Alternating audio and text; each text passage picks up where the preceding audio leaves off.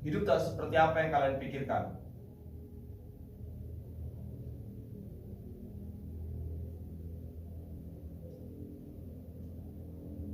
Kalian tak pernah merasakan bagaimana rasanya menjadi orang yang hilang arah dan hilang tujuan.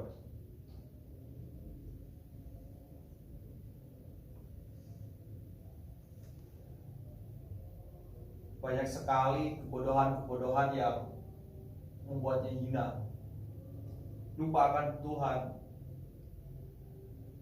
dan menangis hati sucinya.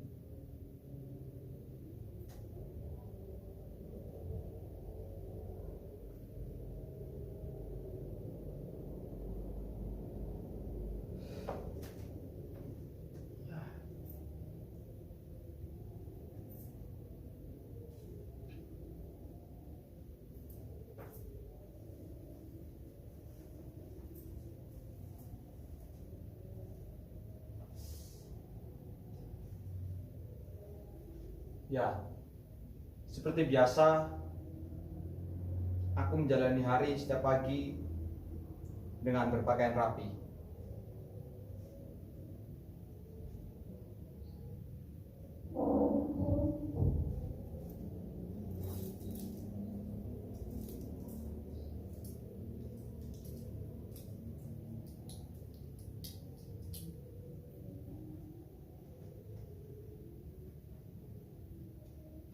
Kalian tahu pekerjaan saya apa? Tebak saja.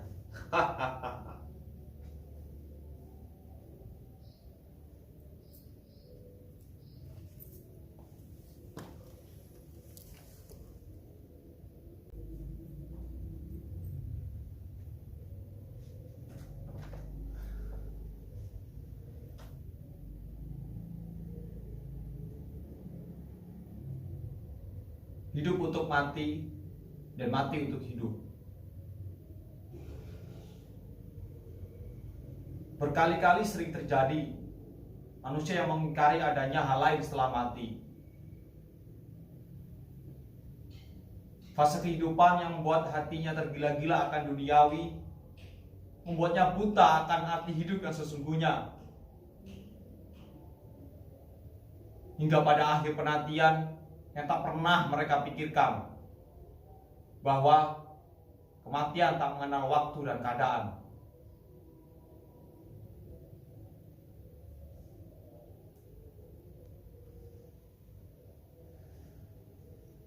Tak pernah terbayangkan sebelumnya bahwa aku pernah terjerumus dalam dunia kegelapan.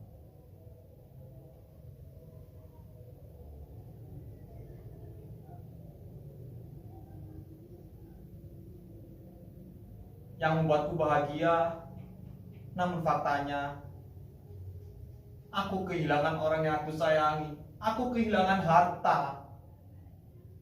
Aku kehilangan segalanya.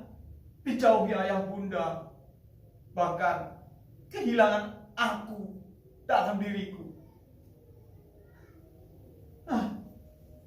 Bodoh memang. Bodoh.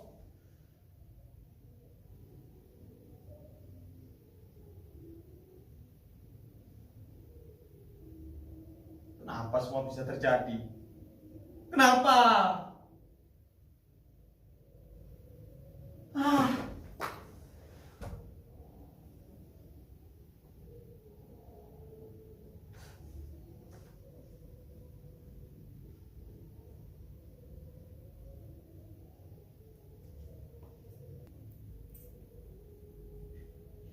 Suatu ketika di perempatan jalan, ada anak-anak muda yang asik bercanda tawa, memainkan kartu, dan memutarkan gelas bergantian yang berisikan air kebahagiaan.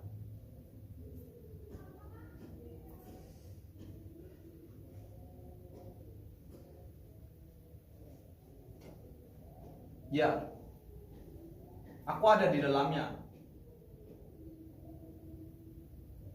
Sebagai orang yang paling tua dan orang yang paling disegani.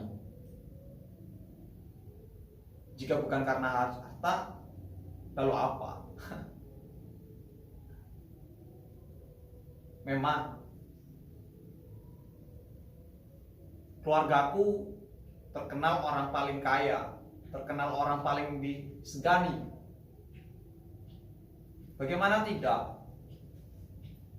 Orang paling kaya 7 keturunan. Jangankan rumah mewah, mobil, pesawat pribadi saja kami punya. Hebat kan?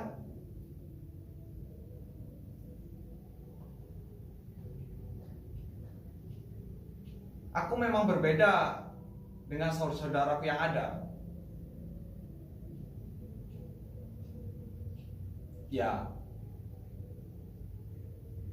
karena mereka kebanyakan orang-orang sarjana.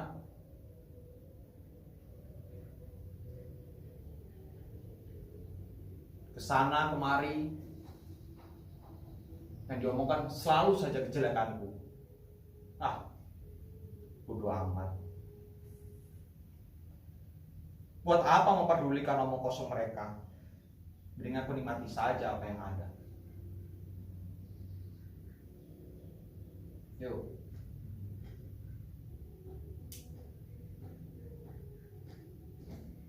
Apa kamu bilang? Saya orang tidak berpendidikan.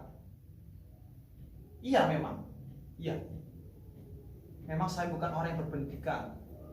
Tapi asal kalian semua tahu, manusia itu hidup untuk dipilih. Mereka bebas memilih apa yang dia jalani, apa yang menjadi ketentuan mereka. Ya memang seperti aku,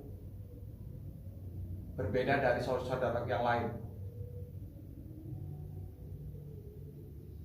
Ngomong kosong apa ini? Pergi saja, pulang aku. Sini sama saja, ngomong kosong. Berani menasihati tapi tidak bisa menjadi seperti aku.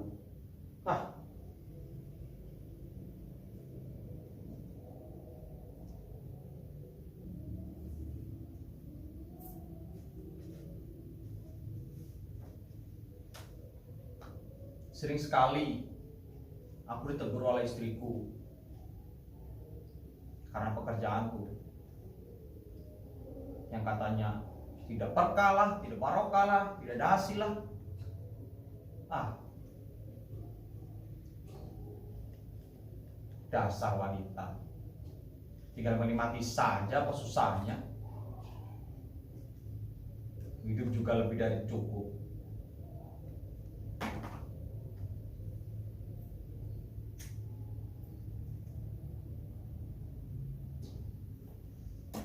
Memang waktu itu pekerjaanku sebagai bandar narkoba.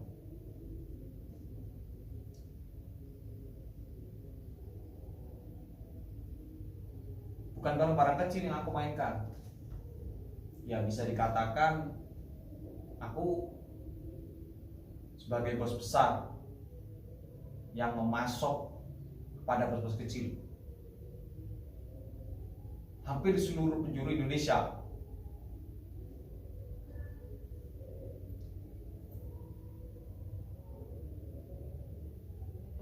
Untuk sekali transaksi saja, ya lumayan. Bisa membelikan anak dan istri mobil baru. Kurang lebih sekali transaksi paling minim aku dapatkan 1 miliar. Ya. Setiap malam menikmati setiap hisapan. Pikiranku.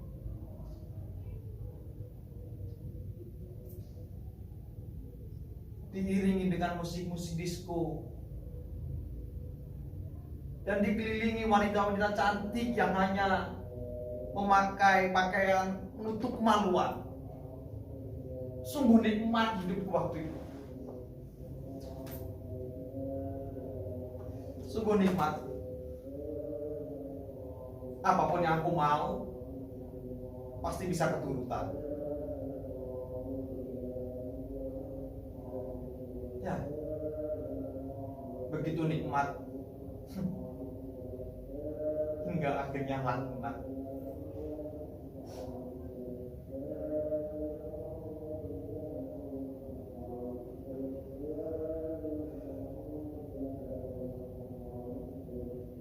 Hari demi hari, bulan demi bulan, tahun demi tahun terlewati,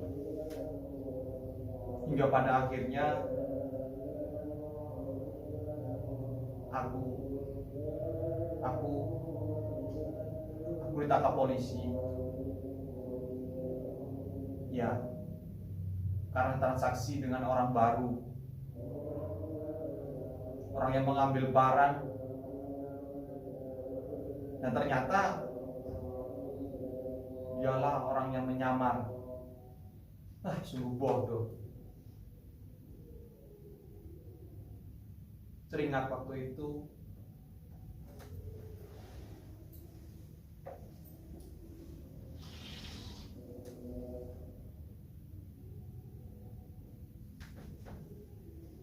angkat tangan, jangan bergerak.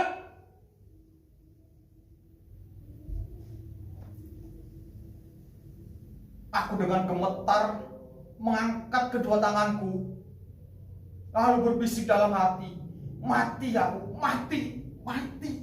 Bagaimana anak istriku ini? Bagaimana? Mati aku, mati. Dengan cepat polisi meringkas.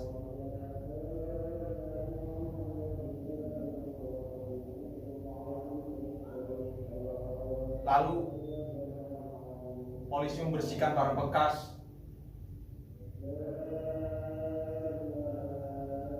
Polisi membawa semua barang-barangku, semua daganganku, untuk dijadikan bukti. Lalu aku diseret keluar, diseret, diborgol, didorong-dorong, dan dimasukkan dalam mobil polisi beserta 4 kawanku.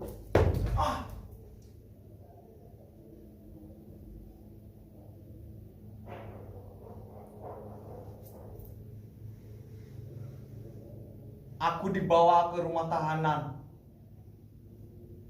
dan aku tak tahu lagi bagaimana nasib keluargaku, nasib anak-anakku, nasib istriku. Aku sudah tahu bagaimana ini. Yang aku hanya lakukan hanya diam, pasrah. Ya.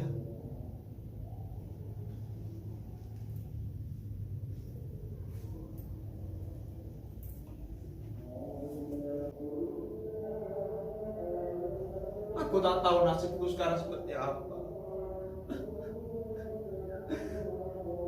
Bagaimana istriku?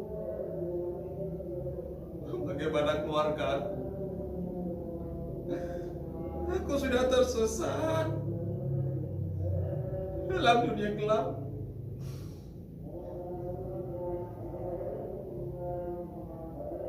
Pasti kabarku di kampung halaman sudah tak karuan.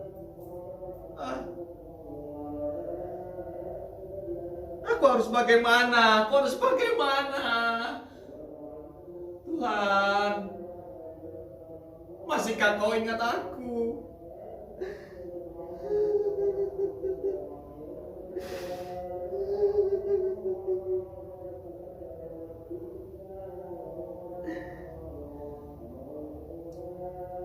Di tempat ini,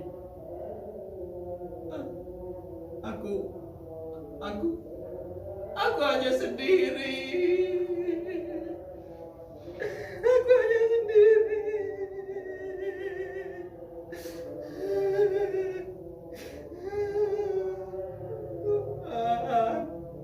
Ampuni aku, Tuhan. Tuhan.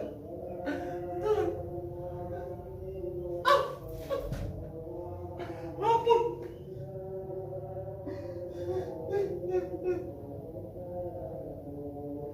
Memang menjadi musuh negara dan agama itu sangatlah berat. Jangan sampai terulang lagi. Ampun, ampun, ampun.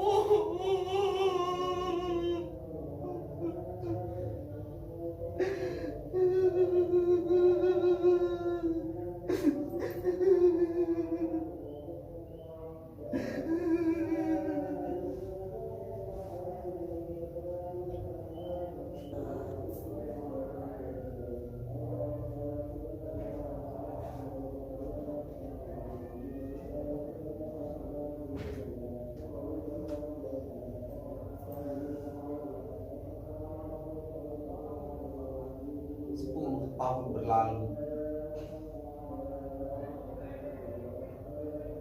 aku bebas dari penjara. Rasanya sangat bahagia, bisa menghirup udara segar, bisa melihat dunia lagi. Rasanya sangat bahagia, lebih bahagia dibandingkan aku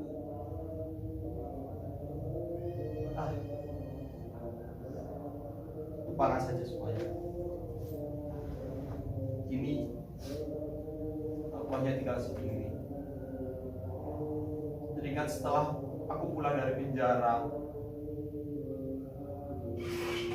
semua orang meninggalkanku. Anak dan istri-istriku tak mau menerimaku lagi. Kini aku hidup sebatang kara. Keluarga besarku pun sudah tidak peduli. Ayah bunda, mereka sudah tiada.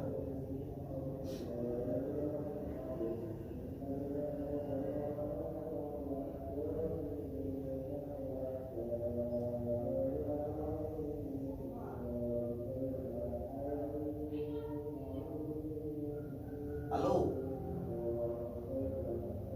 Hai. Oh, kau. Bagaimana kabarmu di sana? Oh, baik. Oh, ya begini, sehat-sehat saja. Ya walau apanya hidup sendiri. Oh, tidak. Jangan. Aku tak mau sudah. Ya, jangan menjadi musuh negara, jangan menjadi musuh agama. Jangan. Sulit. Cukup aku saja sudah merasakan. Sekarang kau, ya, serah. Itu semua jalan pikiran kamu.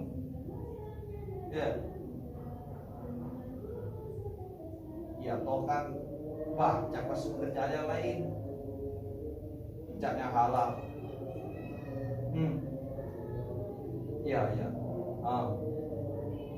Ya nggak bisa nanti kita atur. Ya, jangan. Aku tak mau.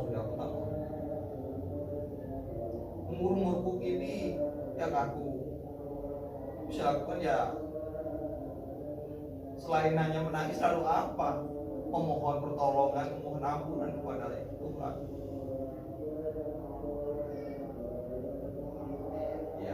Ya nanti kau bakal tahu bagaimana rasanya.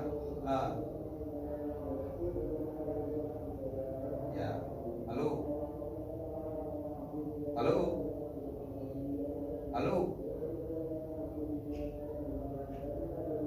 Aman.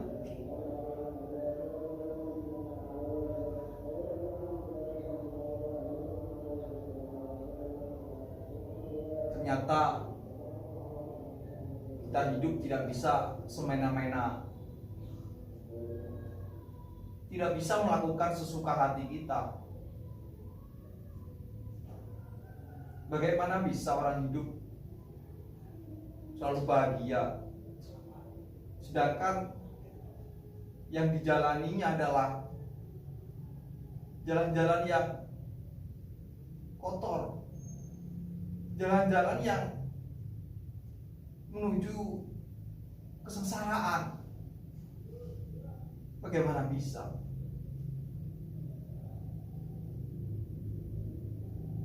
Apalagi menjadi musuh,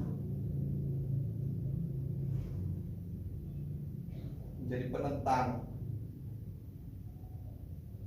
dari sebuah negara, agama. Cukup mungkin apa yang terjadi selama ini bisa memberikan aku pelajaran bahwa jalan yang selama ini aku jalani adalah jalan yang gelap. Memang aku tersesat, namun aku disadarkan dan kembali kepada Tuhan. Ya, hanya mengingat Tuhan dan kematian. Terima kasih Tuhan, Kau masih sayang, Kau masih peduli denganku. Terima kasih.